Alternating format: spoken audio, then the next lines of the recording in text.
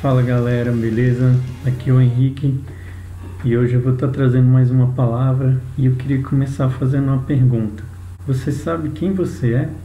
Muitas vezes nós definimos uma pessoa pelo que achamos que ela é e até mesmo damos um apelido ou algum nome para essa pessoa com referência ao que nós achamos que ela é.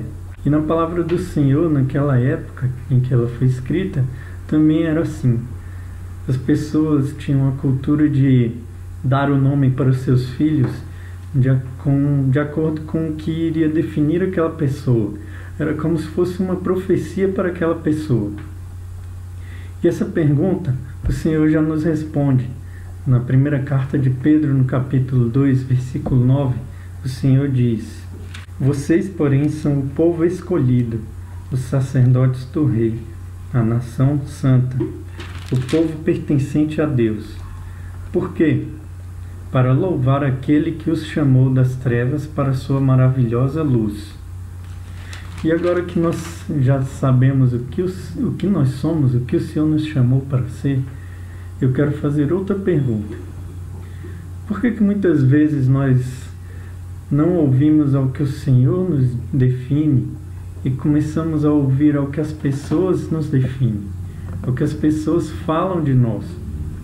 Por que muitas vezes nós ficamos nos magoando com o que as pessoas falam, com o que as pessoas nos chamam, com o que as pessoas pensam de nós e não começamos a pensar com o que o Senhor pensa de nós? Muitas vezes esses apelidos que as pessoas usam em nós podem até nos magoar. Tem pessoas que se sentem até mesmo humilhadas, perseguidas por esses apelidos, por essas coisas. E se por acaso você já passou por isso, se você já foi humilhado, eu quero te falar que você se alegre, porque no Sermão da Montanha o Senhor Jesus nos deu algumas orientações a respeito disso. No livro de Mateus, no capítulo 5, versículo 4, o Senhor fala: "Bem-aventurados os que choram, porque serão consolados." E não desanime, porque o Senhor continua dizendo no versículo 13 e 14: "Vós sois o sal da terra, mas se o sal perder o seu sabor, com que há de se temperar? Para nada mais presta, senão para se lançar fora e ser pisado pelos homens. Vós sois a luz do mundo. Uma cidade edificada sobre o monte não pode ser escondida." Então nós devemos parar de ficar ouvindo o que as pessoas falam para nós, o que as pessoas pensam de nós, e que devemos começar a pensar, a nos importar com o que o Senhor pensa de nós. O Senhor é quem nos criou e quem nos define. E se isso ainda não te convenceu, se lembre, a palavra do Senhor está cheia de casos de pessoas que eram humilhadas, que eram rejeitadas, pessoas que para aquela cultura não tinham muito valor, e o Senhor atentou para essas pessoas. Nós temos o caso de Ana, que era humilhada constantemente porque ela não tinha filhos, e ela orou ao Senhor, o Senhor atentou para ela e lhe deu como filho um dos maiores profetas da história de Israel, um dos maiores líderes da história de Israel, que foi o profeta Samuel. Temos o caso de Gideão também, que se sentia um dos menores, e o Senhor atentou para ele. E ainda assim, o Senhor reduziu o número do exército dele, porque o Senhor quis dar glória para ele, e não para o exército de Israel.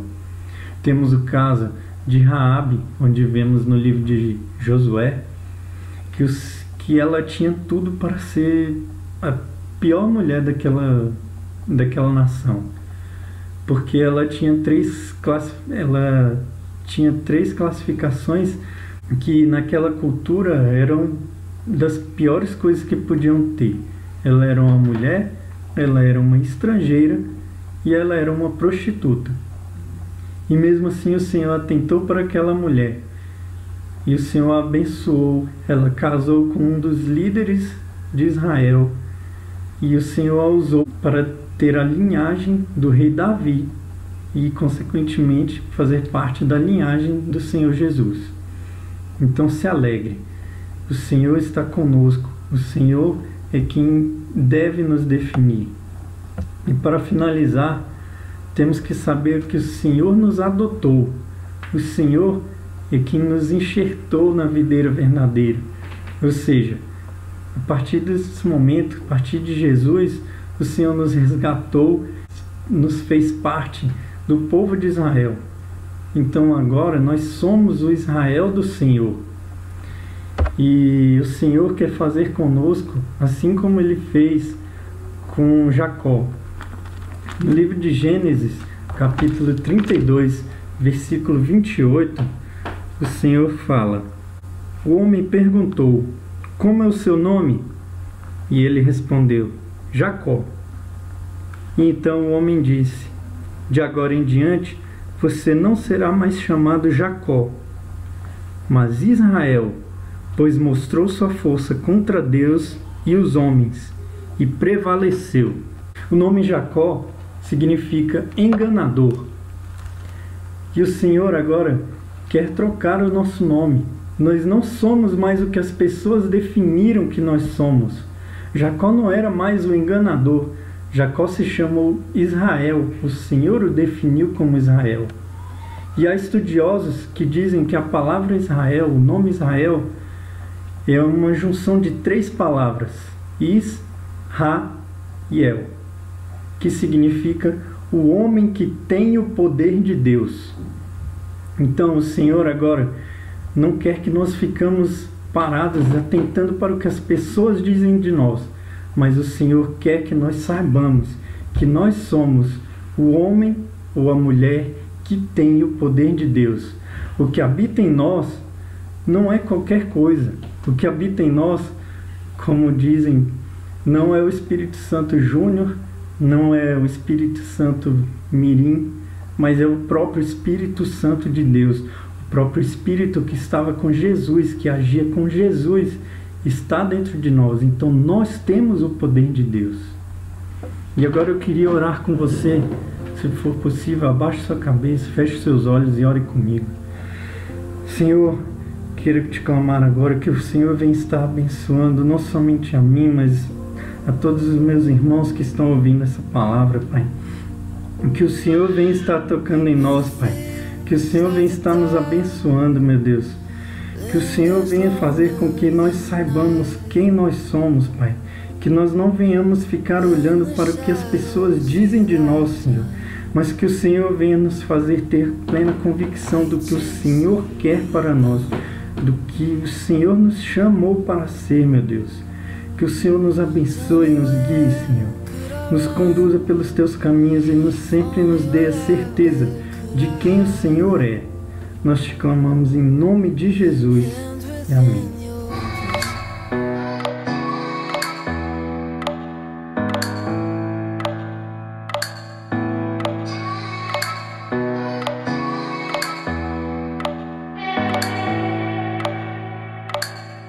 When my worries have me overwhelmed, your Holy Spirit finds me there.